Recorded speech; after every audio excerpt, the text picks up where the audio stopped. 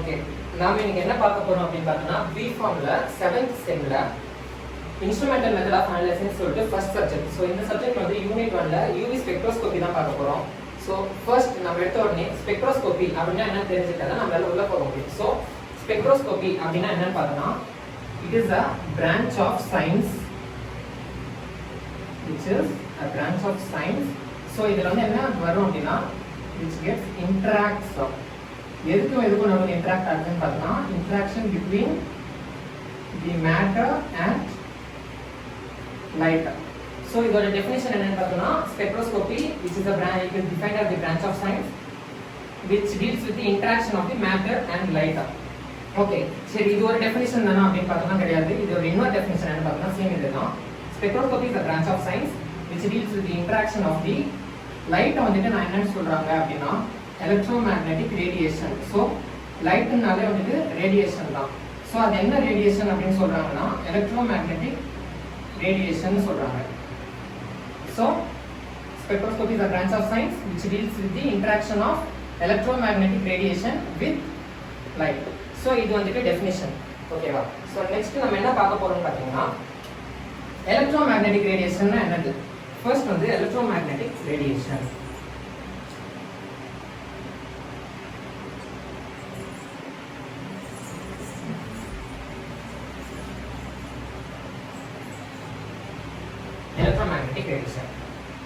Electromagnetic ரேடியேஷன்ல பாத்தீங்கன்னா various types of energies வந்துட்டு ப்ரொடியூஸ் ஆகும். Various types of energy. So இந்த எனர்ஜி பேர் என்னன்னு பார்த்தோம்னா photons. So the electromagnetic radiation which consists of various types of energy which is called as photons. So இப்போ photons அப்படின்னா என்னன்னு பார்த்தோம்னா it consists of an oscillating, இந்த வேர்ட் வந்து ரொம்ப important, oscillating electric field. So அந்த பேர்லயே இருக்கும் electric and magnetic. So electric field and an oscillating magnetic field. ஓகேவா? photons which consists of an oscillating electric field and an oscillating magnetic field. So oscillating electric field which starts with the E. So அதை நான் என்னன்னு எடுத்துக்கிறேன்னா capital E ன்னு போடுறேன். So oscillating magnetic field வந்து M. இதை நான் எப்படி இது பண்றேன்னா M அப்படின்னு போட்டுக்கிறேன். ஓகே, இப்போ வந்து எலக்ட்ரோமேக்னெட்டிக் ரேடியேஷனோட டெஃபினிஷன் சொல்லியாச்சு. ஸோ ஃபோட்டான்ஸ்னா என்னது, ஃபோட்டான்ஸ்ல என்னென்னலாம் இருக்கும். ஸோ இப்போ இது சொல்லியாச்சு. இதில் வந்துட்டு இதோட டயக்ராம் அப்படின்னு பார்த்தோம்னா நம்ம என்னன்னு சொல்லியிருப்போம் ஆசிலேட்டிங். நான் அப்படியே சொன்னேன், இது வந்து இம்பார்ட்டன்ட். ஸோ இது வந்து ஒரே ஸ்ட்ரைட் லைனா போகுமா அப்படின்னு கேட்டால் கிடையாது. ஸோ இது வந்து ஆசிலேட் ஆகிட்டே இருக்கும். ஸோ இந்த ஆசிலேட் ஆகிறது தான் வந்துட்டு இது வந்து எலக்ட்ரிக் ஃபீல்ட், இது வந்து magnetic field. Oscillating electric field and oscillating magnetic field. Okay, so ஒரு வேவுக்கும் இன்னொரு வேவுக்கும் நடுவில் இருக்கிற டிஸ்டன்ஸ் நான் என்னன்னு சொல்றேன்னா வேவ் லென்த் அப்படின்றேன். வேவ் லென்த் வந்து நான் லாம்டான்னு டினோட் பண்றேன். நெக்ஸ்ட் வந்து ஃப்ரீக்வன்சி. ஸோ நம்மளோட பேஸ் லைனுக்கும் வேவ் வந்து எவ்வளோ தூரம் போகுது அப்படின்றத வந்துட்டு நான் ஃப்ரீக்வன்சின்றேன். ஃப்ரீக்வன்சி வந்து வின்னு சொல்லி டினோட் பண்றேன். அப்போ எலக்ட்ரோமேக்னெட்டிக் ரேடியேஷனோட ஈக்குவேஷன் நம்ம எப்படி சொல்லலாம்? C is equal to V lambda. V எதை டொனேட் பண்ணுது? frequency. lambda wavelength. ஓகேங்களா? இப்போதைக்கு நம்ம ரெண்டு தான் பார்த்திருக்கோம். ஒன்னு வந்து ஸ்பெக்ட்ரோஸ்கோபி, இன்னொன்று வந்து எலக்ட்ரோமேக்னெட்டிக் ரேடியேஷன். இது ரெண்டு தான் வந்து இப்போ நம்ம பார்த்திருக்கோம். நெக்ஸ்ட் வந்து பிரின்சிபல்ஸ் ஆஃப் ஸ்பெக்ட்ரோஸ்கோபியை பார்ப்போம்.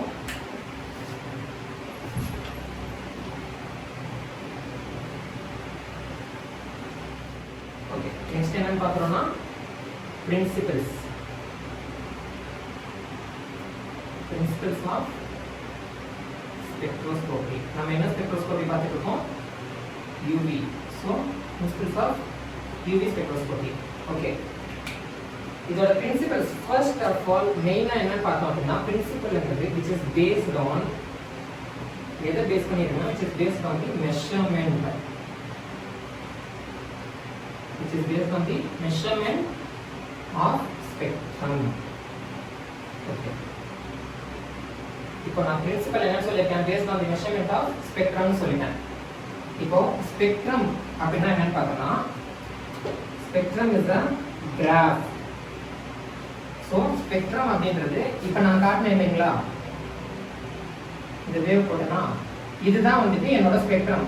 ஸோ இந்த ஸ்பெக்ட்ரம் வந்து எனக்கு எப்படி கிடைக்குதுன்னு பார்த்தோம்னா, இது வந்து y axis, இது வந்து x axis நான் எடுத்துக்கிட்டாலும், which is between the graph which is plotted between wavelength and frequency v.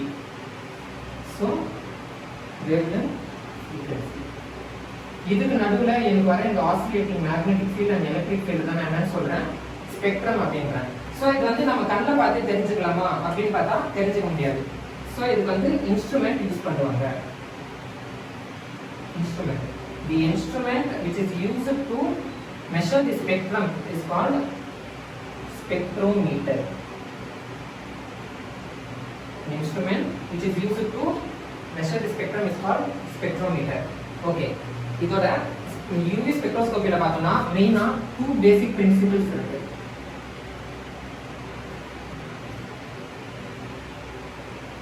Two basic principles, which is the main principles which is used in the UV spectroscopy. First one enna paakana, absorption.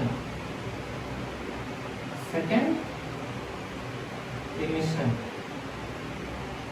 Okay, enna principles? One on the absorption and another one is emission. First one the absorption na enna paakana. So நம்ம எந்த ஒரு definition எழுதினாலுமே எந்த ஒரு principles எழுதினாலுமே first வந்துட்டு அது கரெக்டாக இருக்கா இல்லையாங்கிறது தான் எல்லாருமே பார்ப்பாங்க. ஸோ கிளியராக எழுதணும் அப்சார்ப்ஷன். அப்போ அப்சார்ப்ஷன் அப்படின்னா என்னது, it is and analytical technique. So இது வந்து நார்மல் டெக்னிக்னு நான் எழுதலாம், ஆனால் இது நான் ஏன் அனாலிட்டிக்கல் டெக்னிக்னு சொல்கிறேன்னா, because which is used in the analysis. அனாலிசிஸில் வந்துட்டு மெயினாக யூஸ் பண்ணுறாங்க ஸ்பெக்ட்ரோஸ்கோபியை. So it is an analytical technique, first point. Second point, which is used to measure absorption, which is used to measure absorption. What absorption? Absorption of radiation of sample. Okay va, இப்போ வந்து நான் ஒரு sample எடுத்துக்கிறேன், அந்த sample வந்துட்டு எனக்கு light emit பண்ணுது. So இந்த ரேடியேஷனை நான் கண்டுபிடிக்கிறது தான் வந்துட்டு இதோட மெஷர்மெண்ட். இதை மெஷர் பண்றது என்னது, அப்சார்ப்ஷன். சோ இதோட ஆப்போசிட் வந்துட்டு எமிஷன்.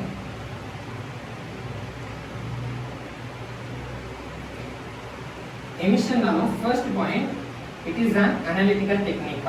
சோ இது வந்துட்டு எவ்வளவு அப்சார்ப் ஆகுதோ அதை வந்துட்டு நான் மெஷர் பண்றேன். பட் எமிஷன் நான் என்ன பண்றேன் அப்படின்னா, it is the measurement of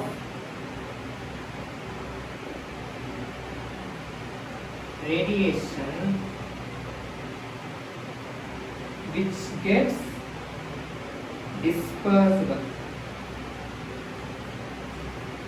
So இந்த dispersed அப்படிங்கற வேர்ட் வந்துட்டு ரொம்ப இம்பார்ட்டன்ட், பிகாஸ் இந்த டிஸ்பர்ஷன் வச்சு மட்டுமே நம்ம வந்துட்டு எமிஷன் சொல்லுவோம். It is an analytical technique which is used for the measurement of radiation which gets dispersed. Disperse அப்படின்னா என்னன்னா உடஞ்சு போகிறது. இப்போ வந்து எனக்கு இதுதான் நான் ரேடியேஷன் வருதுன்னு சொன்னேன். ஸோ இது வந்து நான் அப்சர்வ் பண்ண சொல்லிட்டேன். ஸோ இந்த ரேடியேஷனே வந்துட்டு எனக்கு இப்போ தாறுமாறாக போகுது, அதாவது எனக்கு வந்து டீவியேட் ஆயிடுச்சு. இந்த ரேஸ் வந்துட்டு இப்படி வர வேண்டியது எனக்கு வந்து அப்படி இப்படின்னு சொல்லிட்டு நிறைய டீவியேட் ஆகுது. ஸோ இந்த டீவியேஷன் வந்துட்டு எவ்வளோ டீவியேட் ஆகுது அப்படின்னு நம்ம மெஷர் பண்ணுறது தான் வந்துட்டு எமிஷன் ஸ்பெக்ட்ரோஸ்கோபி.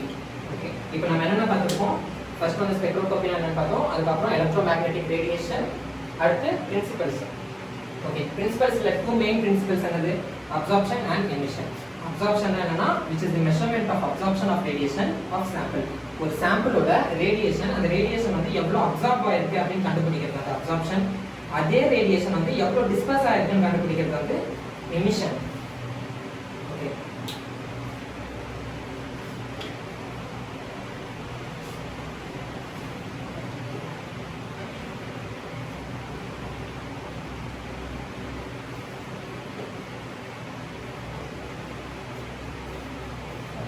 இவ்வளோ நேரம் நம்ம சொல்றது என்னன்னு பார்த்தோம்னா இன்ட்ரோடக்ஷன்.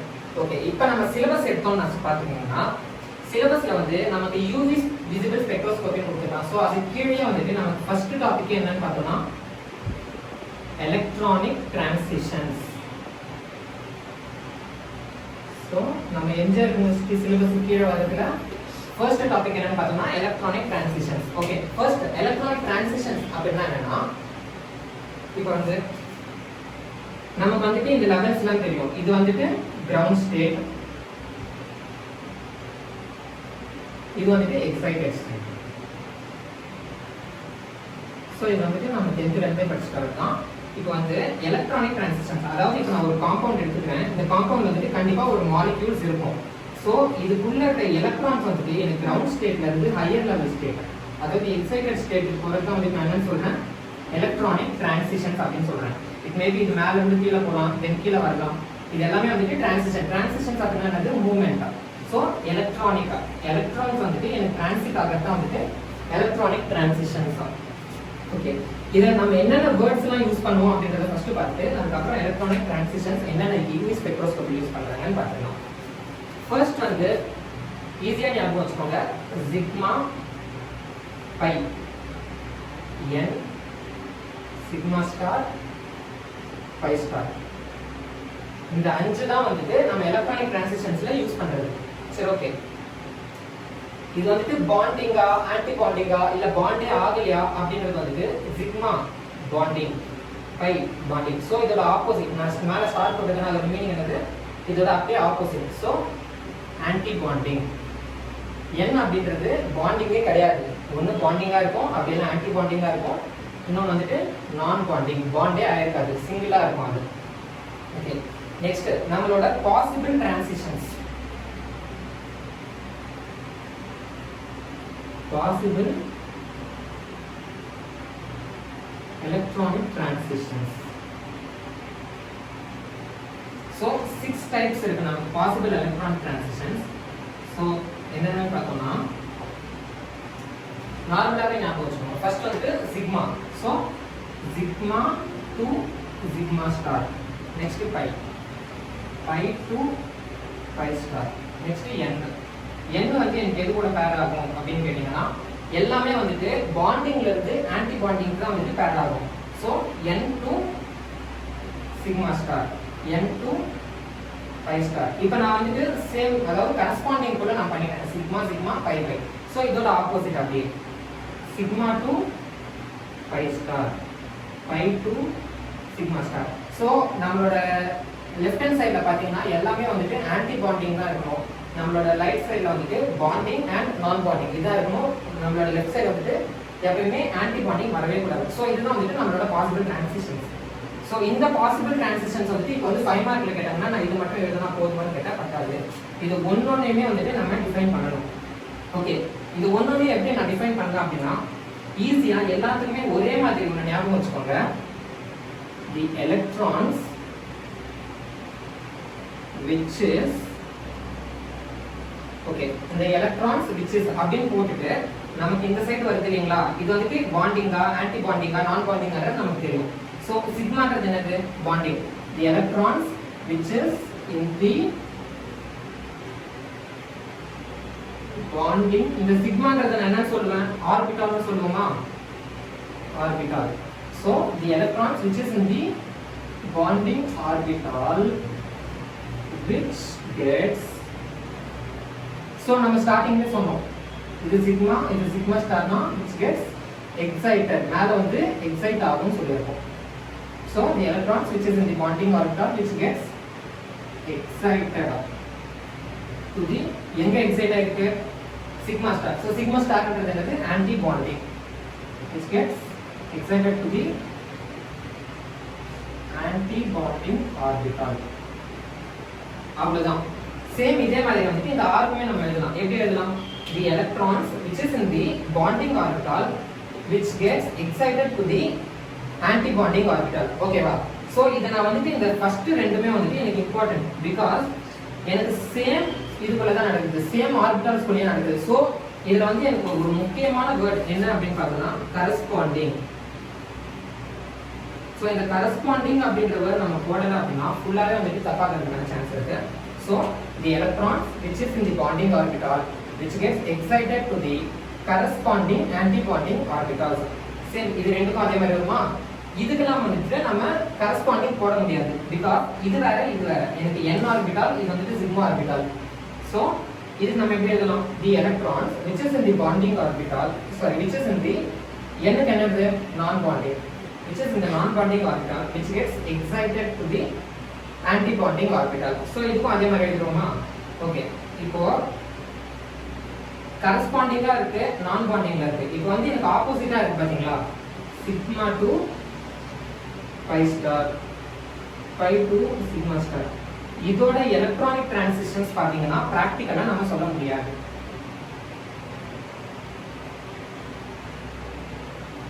எலக்ட்ரானிக் டிரான்சிஷன்ஸ்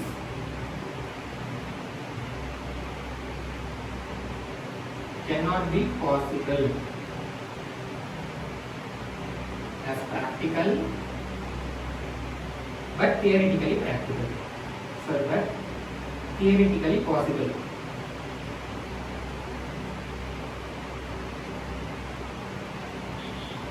ஓகேவா லாஸ்ட் ரெண்டு அதாவது எனக்கு இந்த ஆப்போசிட்டா வந்து பாத்தீங்களா இது வந்துட்டு இதோட எலக்ட்ரானிக் டிரான்சிஷன் வந்துட்டு பிராக்டிகலா இது வரைக்குமே எதுவுமே பாசிபிள் கிடையாது பட் தியரிட்டிக்கலி வந்துட்டு அவங்க பாசிபிள்னு சொல்லியிருக்காங்க ஓகே இப்போ இது வந்துட்டு ஃபர்ஸ்ட் நம்ம எடுத்த உடனே என்னென்ன எழுதணும் அப்படின்றது மட்டும் தான் நான் சொல்லியிருக்கேன் இப்போ இதுக்குள்ள வந்துட்டு இது இங்க இருந்து இங்க மேல போறது வந்துட்டு எனக்கு எனர்ஜி தேவைப்படும் கண்டிப்பா பிகாஸ் ஒரு எலக்ட்ரான்ஸ் வந்துட்டு நமக்கு மூவ் ஆகுது அப்படின்னா without energy it cannot be possible so எவ்வளோ எனர்ஜி தேவைப்படுது அப்படின்றது தான் நம்ம பார்க்க போறோம்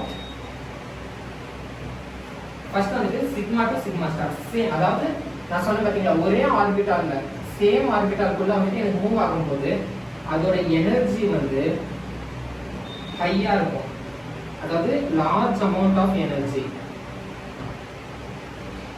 so the large amount of energy which is required for the corresponding bonding orbital to anti bonding orbital so next அதே மாதிரி இதுக்குமே வந்துட்டு என்னன்னு சொல்லலாம் large amount of energy ஓகேவா ஏன்னா ரெண்டுமே சேம் தானே இதுவும் corresponding orbital தான் இதுவும் corresponding orbital தான் so large amount of energy வந்துட்டு தேவைப்படுது ஓகே இப்போ இது வந்துட்டு எனக்கு நான் பாண்டிங் so நான் பாண்டிங்ல இருந்து எனக்கு போறதுக்கு அவ்வளோ எனர்ஜிலாம் எனக்கு வந்து தேவைப்படாது so இதோட எனர்ஜி என்னன்னு பார்த்தோம்னா less amount of energy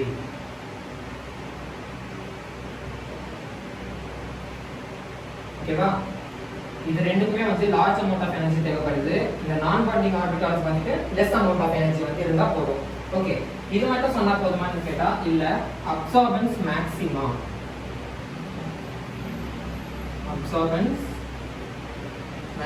அதாவது